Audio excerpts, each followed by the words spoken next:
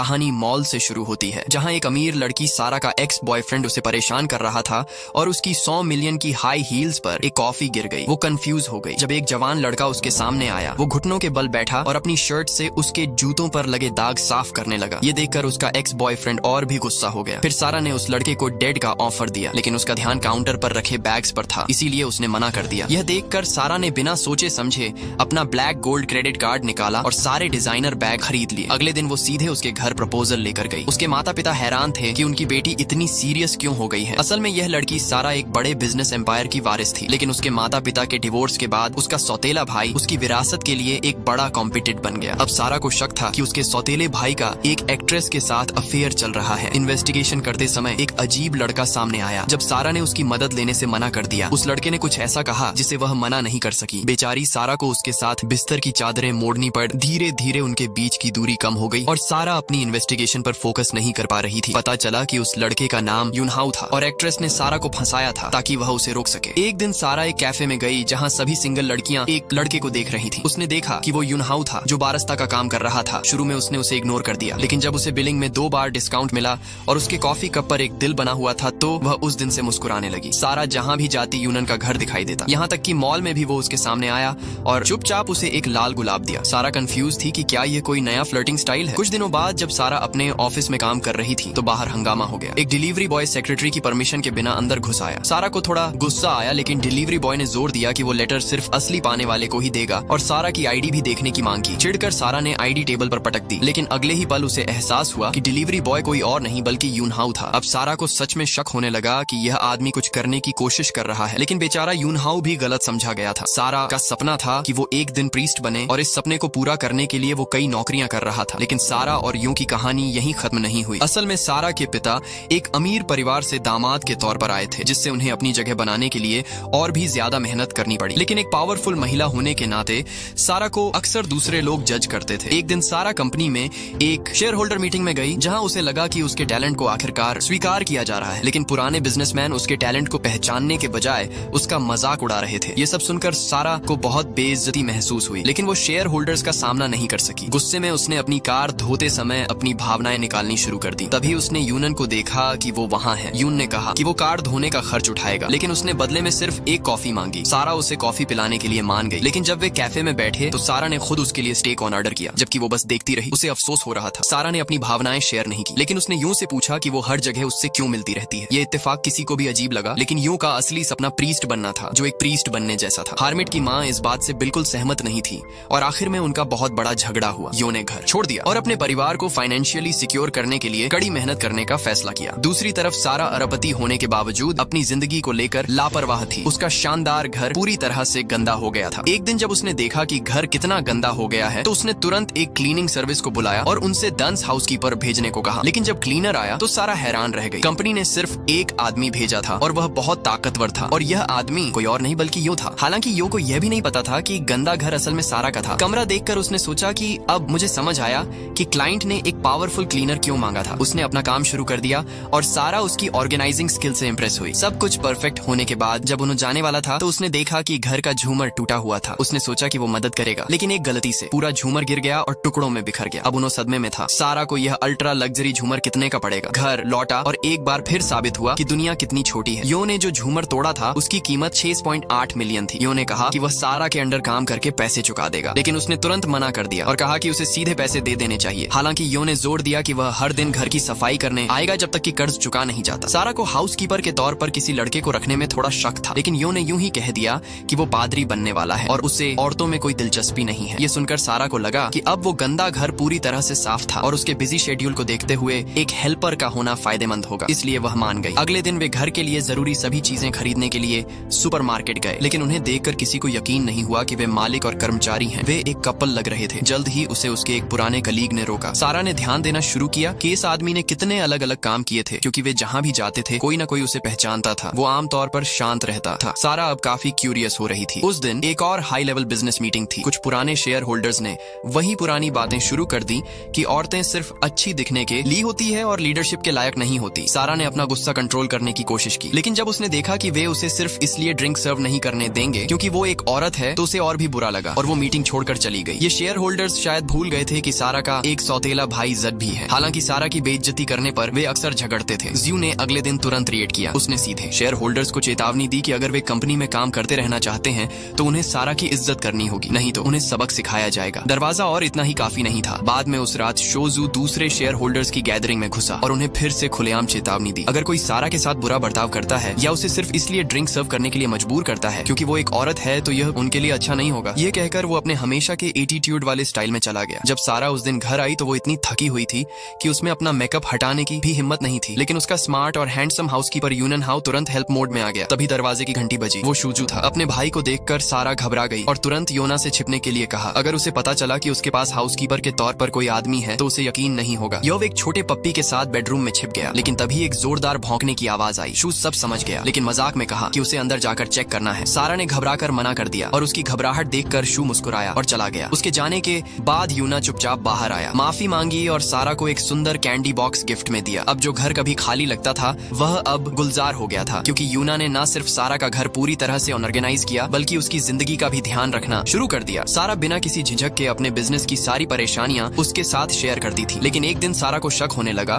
कि क्या यो का कोई और एजेंडा है। जब उसने सीधे उससे पूछा, यो ने बिना किसी झिझक के जवाब दिया, हाँ मुझे तुम्हारे पैसे चाहिए। असल में योना एक चर्च वॉलंटियर था। उसका सपना सारा को गरीबों की मदद करने के लिए इंस्पायर करना था। ये सुनकर सारा हंसी और बोली, अगर तुम चाहते हो कि मैं डोनेट करूं तो तुम्हें अपनी एक स्माइल मुझे देनी होगी। मुझे तुम्हारी स्माइल पसंद है। यो ने तुरंत एक प्यारी सी स्माइल दी और बस ऐसे ही सारा का दिल पिघल गया। अगले दिन चर्च को एक सीआर का डोनेशन दिया गया। यो के मेंटर हैरान रह गए और उन्होंने उनसे कहा कि उनकी स्माइल एक खास तोहफा है और इसका समझदारी से इस्तेमाल किया जाना चाहिए। तब से यो कभी कभी सारा को अपनी प्यारी सी स्माइल दिखाते थे और हर बार जब चर्च को नए तोहफे भेजे जाते थे तो डोनेशन सिर्फ राशन के सामान के लिए होता था। लेकिन धीरे धीरे वे लैपटॉप और स्मार्टफोन तक फैल गए। इस प्रोसेस से सबसे बड़ा बदलाव सारा में हुआ। जो कभी ठंडी बिजनेस वूमन थी धीरे धीरे एक प्यारी और चुलबुली लड़की में बदल गई। जबकि उसकी रानी जैसी मुस्कान एटीट्यूड बना रहा, उसके अंदर एक मासूमियत आ गई। एक दिन यो का छोटा पप्पी अचानक भाग गया। सारा और यो ने उसका पीछा किया और जब वे दरवाजे पर पहुंचे तो एक मशहूर एक्ट्रेस दिखाई दी। माहौल टेंशन वाला हो गया। ये वही एक्ट्रेस थी जिसके बारे में सारा ने कभी अपने भाई सुजू की लव लाइफ की वजह से पता लगाया था। यूना को सारा के घर में रहते देखकर तुरंत एक गलतफहमी हो गई। सारा बोलने ही वाली थी कि तभी उना ने उसे अंदर खींच लिया। वो चौंक गई लेकिन फिर उना ने उसे एक और झटका दिया। उसने कहा कि जो झूमर उसने तोड़ा था वो असल में इतना महंगा नहीं था। उसने पैसे और गिफ्ट दिए और सारा को ऑफिशियली अलविदा कह दिया। सारा के अंदर हजारों इमोशन थे लेकिन उसके पास उसे रोकने का कोई बहाना नहीं था। तब पहली बार सारा जो कभी किसी के सामने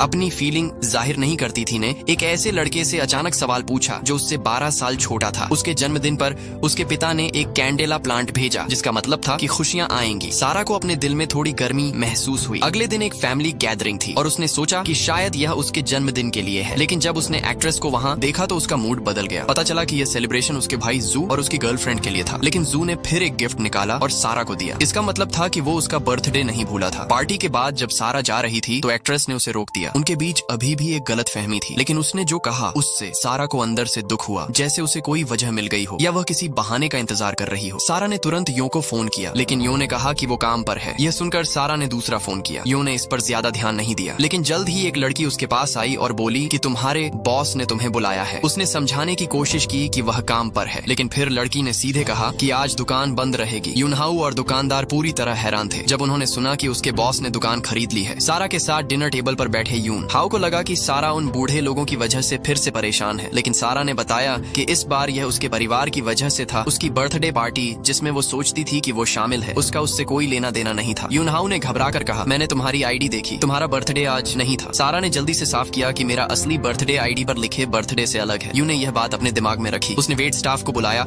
और बिल देने को कहा। सारा ने मना कर दिया लेकिन यो अपनी बात पर अड्डा रहा। उस शाम जब सारा काम से निकली तो योना अपने ऑफिस के पास बाहर इंतजार कर रही थी। सारा को थोड़ा अजीब लगा कि यो इतना प्रोएक्टिव हो रहा है लेकिन फिर उसने एक बर्थडे केक निकाला। उसे लगा कि सारा ने अपने बर्थडे पर केक नहीं खाया था और वो उसकी भरपाई करना चाहता था। जब सारा ने यो को केक और कैंडल के साथ देखा तो उसे लगा कि अंदर एक अजीब सी गर्माहट थी। सारा ने कहा कि मुझे मेरे जन्मदिन पर एक फूल मिला है जिसकी फूलों की भाषा थी खुशियां। यो ये सुनकर चौंक गया और उसका एक्सप्रेशन और भी मुश्किल हो गया। सारा ने एक गहरी सांस ली और उसे लगा कि वो यो की भावनाओं को समझ गई है। बिना कुछ कहे सारा मुड़ी और चली गई। यो केक पकड़े खड़ा था जैसे उसे ऑफिस में रिजेक्ट कर दिया गया हो। सारा ने हमेशा की तरह रिएक्ट नहीं किया। वो ना तो बेचैन हुई, ना रोई और ना ही दुखी हुई, बल्कि उसने हाथ जोड़े और प्रार्थना की जैसे वो उसके वापस आने की कामना कर रही हो। यो अभी भी सारा के रिजेक्शन को समझ नहीं पा रहा था। उसके शब्द उसके दिमाग में घूम रहे थे। एक फूलों की दुकान के पास से गुजरते हुए वो अपनी जिज्ञासा को रोक नहीं सका। उसने दुकानदार से पूछा कि किस फूल की भाषा में खुशी खुशियाँ रही है। दुकानदार ने उसे कंडोला गोल्डन मैरागोल्ड दिखाया और कहा कि इस फूल का एक और मतलब है, दयालु प्यार और जुदाई का दुख। उस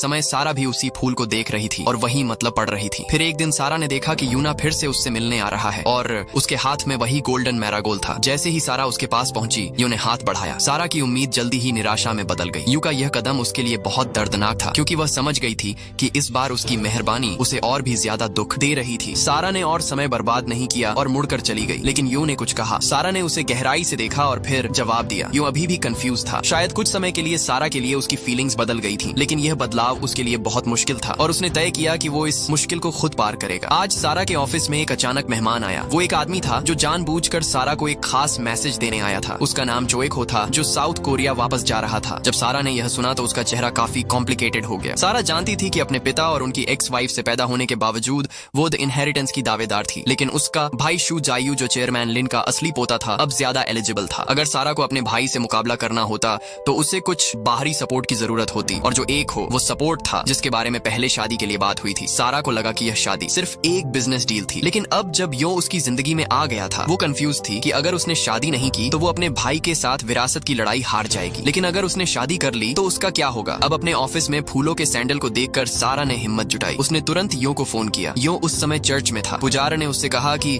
शायद अगर वो पुजारी का चोगा पहने तो उसे अपने फैसलों का जवाब मिल जाएगा। यूनहाउ ने पुजारी की सलाह मान ली और पुजारी के चोगे में चर्च के एंट्रेंस की ओर चलने लगा। उसी समय सारा भी चर्च पहुंच गई और यो को देखकर उसका दिल थोड़ा नरम पड़ गया। उसने सोचा कि शायद यो ने अपने फैसले ले लिए और अब वो तैयार था। सारा ने यो को सीढ़ियों से नीचे आते देखा और उसकी आंखों में आंसू भर आए। यो को एहसास हुआ कि सारा को समझने की जरूरत है, लेकिन उस समय सारा ने सुनना बंद कर दिया। यो सारा के पीछे पीछे उसके घर पहुंचा। सारा को लगा कि वो अपने कामों को सही ठहराने की कोशिश कर रहा है, लेकिन यो ने कहा, मुझे पता है कि तुम शादीशुदा हो, तुम्हारा मंगेतर चोए खो है। सारा का चेहरा तुरंत बदल गया, क्योंकि वह सच में उसके साथ रिलेशनशिप में थी। मंगेतर उसने कभी अपनी सच्ची फीलिंग्स शेयर नहीं की। उस समय चाइयो भी अंदर आया। वो सारा का मंगेतर था और अपने रॉयल एटीट्यूड से उसने उन दोनों को देखा। सारा जानती थी कि यह बात करने का समय नहीं है, इसलिए उसने बताया कि कैसे निकलना है। चाहे वो अंदर आया और अपना दबदबा दिखाते हुए सारा को याद दिलाया कि उसके लिए सब कुछ बिजनेस है। उसने उसे बताया कि शू के बारे में उसकी एक कमजोरी थी। सारा को लगा कि यह जानकारी जरूरी हो सकती है। सारा अपने भाई शाहू से मिलने गई और चोयों के दिए मेडिकल रिकॉर्ड्स देखे। एनशू को एक एक्सीडेंट के बाद गंभीर फेस ब्लाइंडनेस हो गई थी। अगर सारा को अपने भाई के खिलाफ कुछ करना पड़ता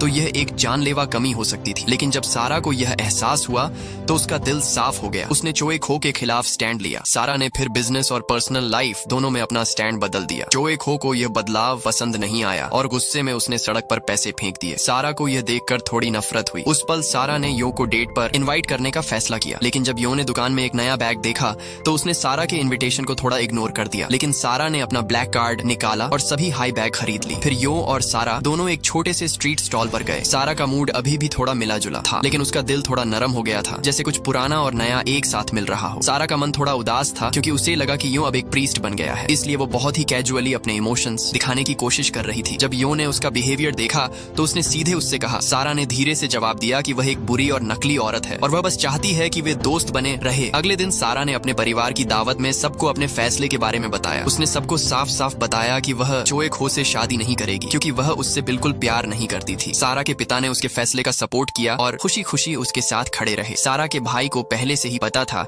कि सारा का फैसला सिर्फ चोए खो से शादी न करने के बारे में नहीं था, बल्कि अपने भाई के खिलाफ चुपके से कुछ करने के बारे में भी था। इस खुलासे ने सबके दिलों को हल्का कर दिया और शादी की रुकावट दूर हो गई। डिनर के बाद सारा और उसका भाई घर से निकल रहे थे। यह पहली बार था जब सारा ने सच में अपने भाई को फोन किया था और अपने फैसले बताए थे। सारा ने सोचा कि अब उसे विरासत के लिए अपने भाई से लड़ने की जरूरत नहीं है, क्योंकि उसके दिल में कुछ और था। कुछ दिनों बाद चोए खो को पता चला कि शादी टूट गई है। वह गुस्से में सारा के ऑफिस गया। सारा शांति से खड़ी रही और उससे कहा कि वह शादी तोड़ना चाहती है। चोए खो बहुत गुस्सा हो गया और बोला कि मैं सिर्फ तुम्हारी मदद कर रहा था, क्योंकि मुझे लगा था कि तुम लाचार हो। और फिर उसने उसे धमकी दी, लेकिन जब सारा ने कोई जवाब नहीं दिया तो चोए खो ने अपना गुस्सा रोका और ऑफिस से चला गया। सारा चुपचाप यूना को देखने लगा, जो अभी भी अपने फैसले पर अड़ा हुआ था। सारा के चेहरे पर मुस्कान थी। उसका फैसला बिल्कुल सही था। यो घर गया और अपने परिवार से बात की। काफी समय बाद उसका परिवार, जिसने पहले उसके पादरी बनने के फैसले का विरोध किया था, अब उसका साथ दे रहा था। यो को थोड़ा अजीब लगा, क्योंकि उसे यह पल अजीब लग रहा था। उसने कुछ नहीं कहा और अपने कमरे में चला गया। उसके माता पिता ने कुछ नहीं कहा, लेकिन उसकी बहन सब समझ गई। उसकी बहन ने तुरंत यूना से पूछा कि क्या वो किसी के साथ रिलेशनशिप में है। उसने बहुत उत्सुकता दिखाई और यूना को परेशान किया। इसी बीच एक लग्जरी कार यूं और उसकी बहन के पास रुकी। उसकी बहन ने कार देखी और फिर उसमें से एक खूबसूरत औरत को उतरते देखा। उसने सोचा